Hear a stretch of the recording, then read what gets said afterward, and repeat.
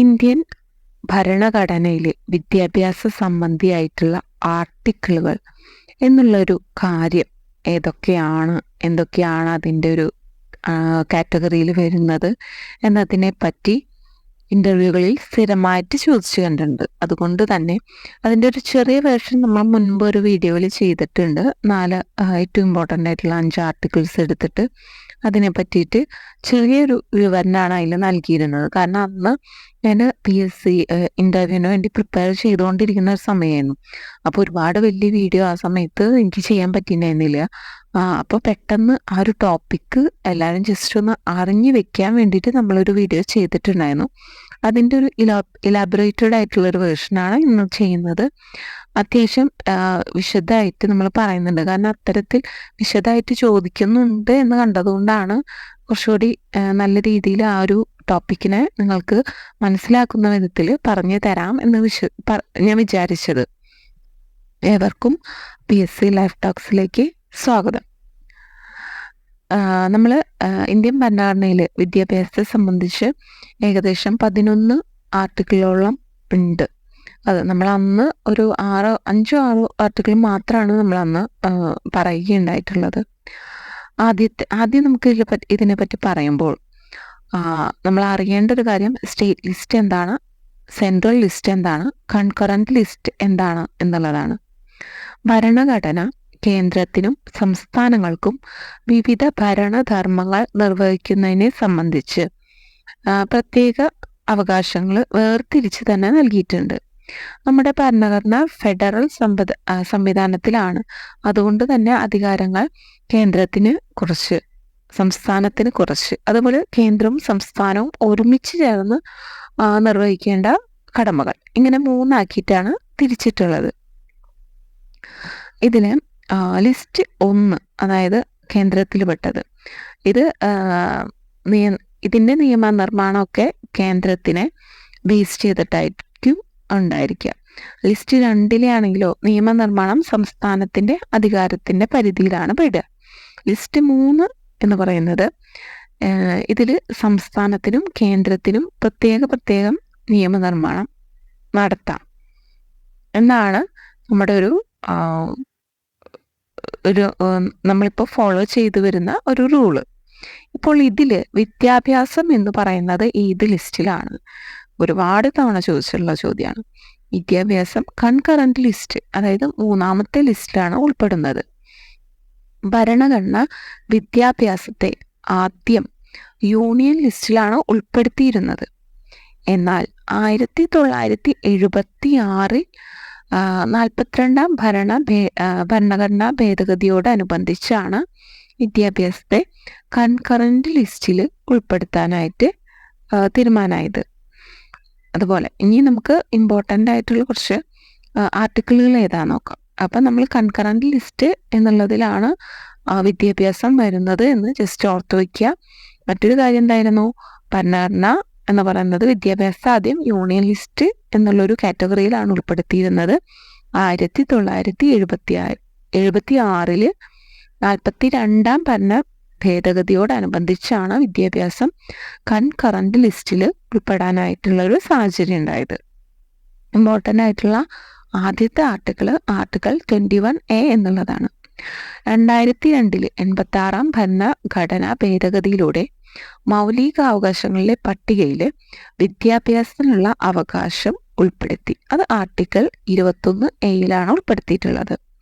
അതോടെ 6നും 14നും മധ്യപ്രായമുള്ള കുട്ടികൾക്ക് നിർബന്ധിതവും സൗജന്യവുമായ വിദ്യാഭ്യാസം മൗലിക അവകാശമായിട്ട് തീർന്നു. 2009 വിദ്യാഭ്യാസ അവകാശ നിയമം പാർലമെന്റ് പാസ്സാക്കിയതോടെ ഈ നിയമം കൂടുതൽ ബലവത്തായി എന്ന് നമുക്ക് പറയാം. അപ്പോൾ ഒന്നാമത്തേത് പഠിച്ചു, article 21A. Next one article 51A. Article 21A വിദ്യാഭ്യാസം കുട്ടികളുടെ മൗലിക അവകാശമായിട്ടാണ് പറഞ്ഞിട്ടുള്ളത്. എന്നാൽ ആർട്ടിക്കിൾ 51A കുട്ടികൾക്ക് വിദ്യാഭ്യാസം നൽകുക എന്നുള്ളത് രക്ഷിതാക്കളുടെ മൗലിക ഉത്തരവാദിത്തമാക്കി മാറ്റി. 51A എന്താ പറയുന്നത്? കുട്ടികൾക്ക് വിദ്യാഭ്യാസം നൽകുക എന്നത് രക്ഷിതാക്കളുടെ മൗലിക ഉത്തരവാദിത്തമാണ്. 1976 രണ്ടാം ഭേദഗതിയിലൂടെ ഭരണഘടനയിൽ ആർട്ടിക്കിൾ 51A ഉൾപ്പെടുത്തി. 2009 വിദ്യാഭ്യാസ അവകാശ നിയമം പാസാക്കിയതോടെ 6-നും 14-നും ഇടയിലുള്ള കുട്ടികൾക്ക് വിദ്യാഭ്യാസം നിർബന്ധമാക്കി. ഇതോടുകൂടി മൗലിക ഉത്തരവാദിത്തം, രക്ഷിതാക്കളുടെ മൗലിക ഉത്തരവാദിത്തമായി മാറി വിദ്യാഭ്യാസം. Next one, article 24. സ്കൂൾ പ്രായപരിധിയിലുള്ള കുട്ടികളെ ഹോട്ടലുകളിൽ, വ്യവസായ ശാലകളിൽ ഒക്കെ പണിയെടുപ്പിക്കുന്നത് മൂലം കുട്ടികൾക്ക് വിദ്യാഭ്യാസം നഷ്ടപ്പെടുന്നു. ഇതിനെ നിയമം മൂലം നിരോധിക്കുന്ന ഒരു ആർട്ടിക്കിളാണ് ആർട്ടിക്കിൾ 24 എന്നത്. ജോലി ചെയ്യിക്കുന്നതിൽ നിന്നും കുട്ടികളെ തടയുന്നു. അതാണ് ആർട്ടിക്കിൾ 24. ആർട്ടിക്കിൾ 45 നെക്സ്റ്റ് വൺ, അതായത് നമ്മൾ 5-ാമത്തെ ആർട്ടിക്കിളാണ് പറയുന്നത്, ആർട്ടിക്കിൾ 45. ഈ ഭരണഘടന നടപ്പിലാക്കി 10 വർഷത്തിനകം സൗജന്യവും നിർബന്ധിതവുമായ പ്രാഥമിക വിദ്യാഭ്യാസം 14 വയസ്സ് പൂർത്തിയാകും വരെ എല്ലാ കുട്ടികൾക്കും നൽകാൻ സർക്കാർ പരിശ്രമിക്കണം എന്നാണ് പറഞ്ഞിട്ടുള്ളത്. 2001 ഇന്ത്യൻ പാർലമെന്റ് 93-ാം ഭരണഘടനാ ഭേദഗതി ബിൽ പാസാക്കുകയുണ്ടായി.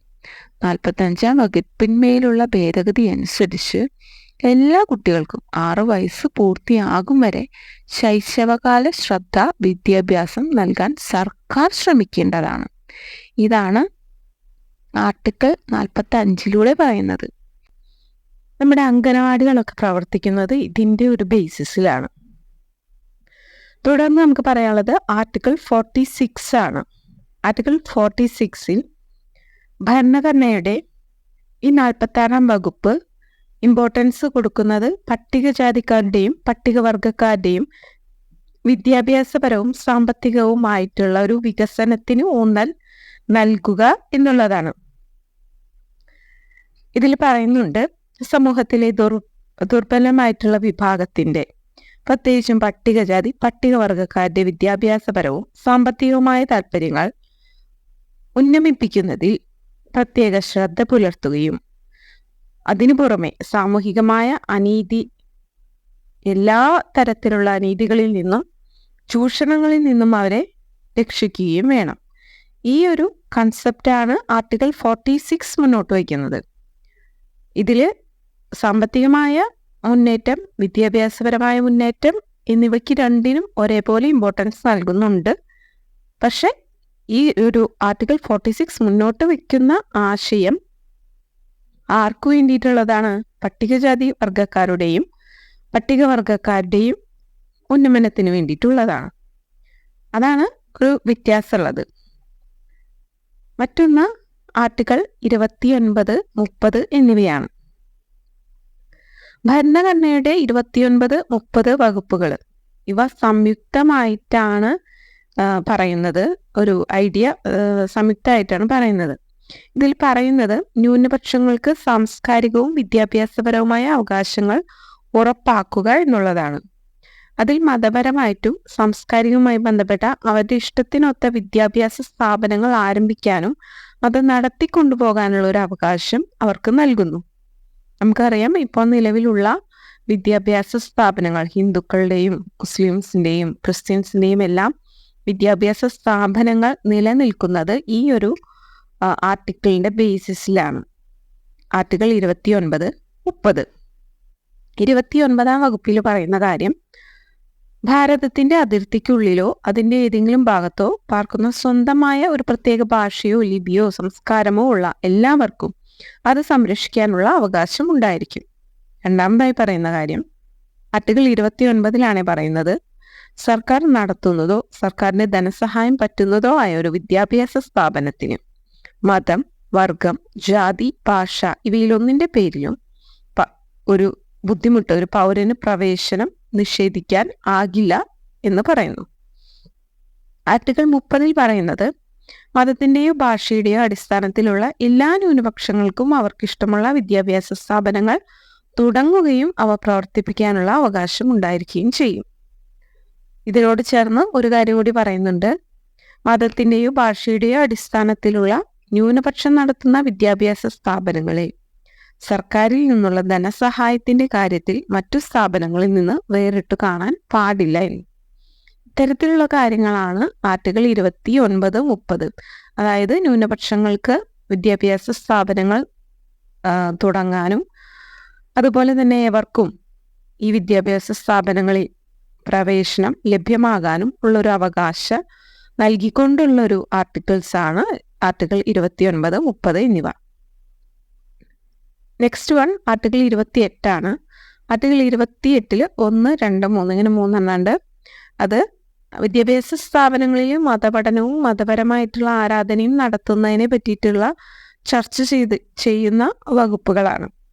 ഇതിൽ ഒന്നാമത്, ഭരണകൂടത്തിന്റെ പണം മാത്രം ചിലവാക്കി നടത്തുന്ന വിദ്യാഭ്യാസ സ്ഥാപനത്തിൽ മതപഠനം നടത്താൻ പാടില്ല എന്ന് ഈ ഒരു ആർട്ടിക്കിൾ 28 പറയുന്നുണ്ട്. അത് ഈ ഇടയ്ക്ക് ചർച്ചയായിട്ടുള്ള കാര്യമാണ്, അതുകൊണ്ട് കുറച്ച് ശ്രദ്ധിക്കാം. കാരണം വിദ്യാഭ്യാസ സ്ഥാപനങ്ങളിൽ, പ്രത്യേകിച്ച് ന്യൂനപക്ഷങ്ങൾ നടത്തുന്ന സ്ഥാപനങ്ങളിൽ മതപഠനം നിർബന്ധമാക്കുന്നു എന്നൊരു ആക്ഷേപം ഈ ഇടയ്ക്ക് ഉണ്ടായിരുന്നു. ഇതിൽ പറയുന്ന മറ്റൊരു കാര്യം, 3 കാര്യങ്ങളാണല്ലോ പറയുന്നത്. രണ്ടാമത്തെ കാര്യം, ഒരു സ്ഥാപനത്തിൽ മതവിദ്യാഭ്യാസം നടത്തണമെന്ന വ്യവസ്ഥയിൽ നൽകിയ ഇഷ്ടദാനമോ ട്രസ്റ്റോ ഉപയോഗിച്ച് നടത്തുന്ന വിദ്യാലയത്തിന്റെ കാര്യത്തിൽ ഉപവകുപ്പ് ബാധകമാവില്ല. അതായത് ഇങ്ങനെ ഒരു ട്രസ്റ്റിന്റെ ഒരു നേതൃത്വത്തിൽ ഒരു വിദ്യാഭ്യാസം തുടങ്ങുകയാണെങ്കിൽ, നമ്മൾ ആദ്യം പറഞ്ഞ കാര്യമുണ്ടല്ലോ, മതപഠനം തീർത്തും പാടില്ല എന്നുള്ള കാര്യം, അത് ബാധകമാവില്ല.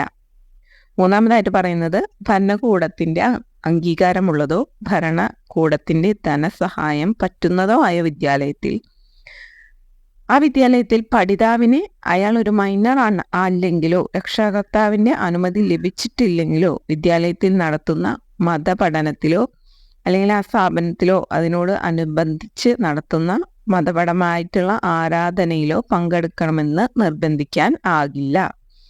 ഇപ്പോൾ ക്രിസ്ത്യൻസിന്റെ ആയാലും ഹിന്ദുസിന്റെ ആയാലും മുസ്ലിംസിന്റെ ആയാലും സ്കൂളുകളുണ്ടെങ്കിൽ അവർക്ക് സ്വാഭാവികമായിട്ട് അവരുടെ മതത്തിനോട് ചേർന്നുള്ള ഏതെങ്കിലും പ്രാർത്ഥനകളൊക്കെ നടക്കാൻ സാധ്യതയുണ്ട്.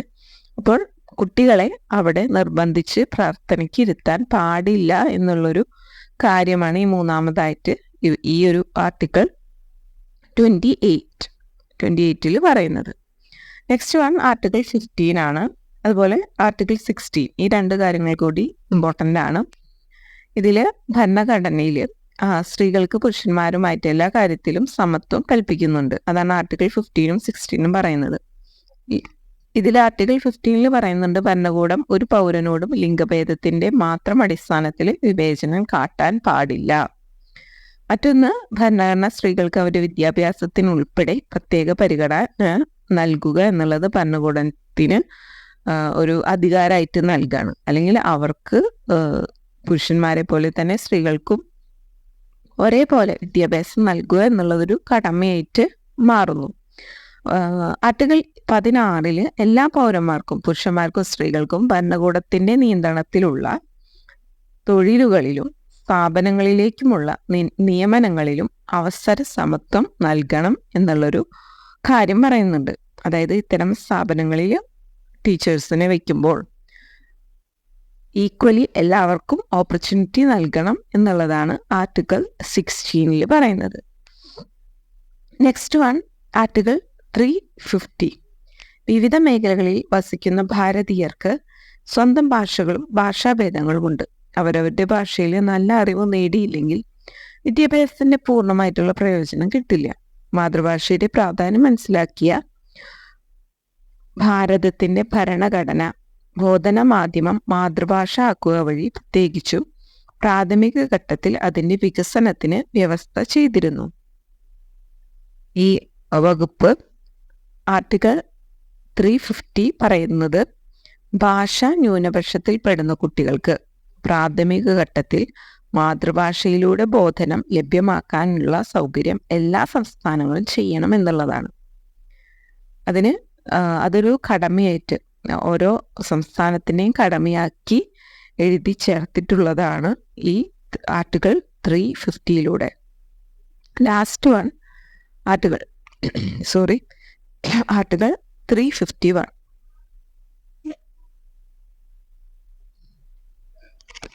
ആർട്ടിക്കിൾ 351 ദേശീയ ഭാഷയായ ഹിന്ദിയുടെ വികസനത്തിനും പ്രചാരത്തിനും ഭരണഘടന വ്യവസ്ഥ ചെയ്യുന്നു.